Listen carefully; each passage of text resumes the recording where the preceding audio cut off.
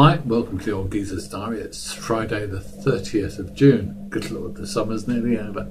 But thank you very much for tuning in again, because here we are.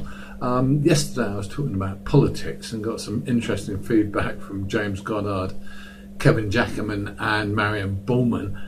Also had some likes from Paul Goatee and Luke Smatt. But today I don't want to talk about politics. I want to talk about something that's actually hit us today again. And this is something that seems to hit most of us most days when we're at home.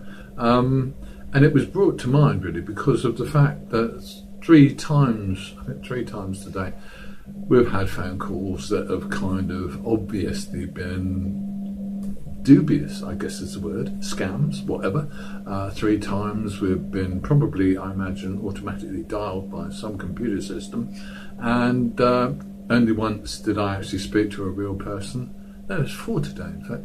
Once did I speak to a real person, once I was played a tape, and twice they cut off and went to a dialing tone. So, dodgy phone calls. They happen to people all the time, and some of them are just effectively marketing calls, masquerading usually as market research calls, but some of them are genuine scams. I think I, like everybody else, has had calls from the guys saying, hello, this is the Microsoft Office, or hello, this is the Windows computer office, and all that stuff, and they really want to tie you up in knots and do you down for money.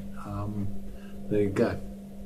So I want to talk about those kind of phone calls, but I also want to talk about something that's mildly associated, which is those letters that you get through the post. I don't know whether you get them, but Dot seems to get lots, which are letters where they say, you have won £25,000, or reply now, or call us now to get a share of £1 zillion, or whatever the devil. And they're from all kinds of organisations. Some of them are businesses, some of them are charities who are kind of trying to con you into thinking you won something.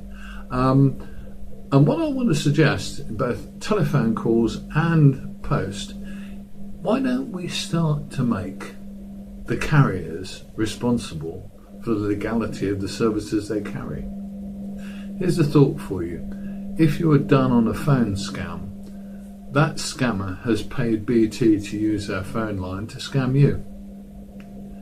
If you're scammed or conned in some way by a mailing, by a mail shot to you, then the post office has in some way made money from getting that bit of rubbish to you.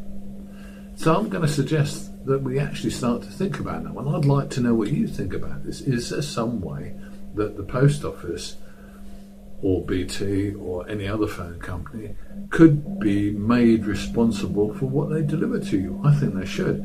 Put it in another way, look at it from another direction.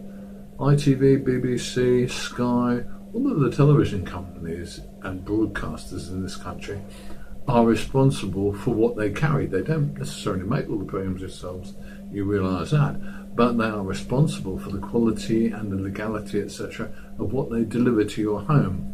So why shouldn't the telephone company, why shouldn't the post office carry that same responsibility? Why shouldn't they be responsible for what they deliver to your home? If it does you harm, why, financial or physical or whatever, but if it does you harm, why shouldn't they be held responsible? That's what I'd like to know. What do you think? Tell me what you think. I'd love to hear from you on the Old Geezer's Diary Facebook channel, or on Twitter, or we've also got our channel on YouTube, which is called Any Old Geezer.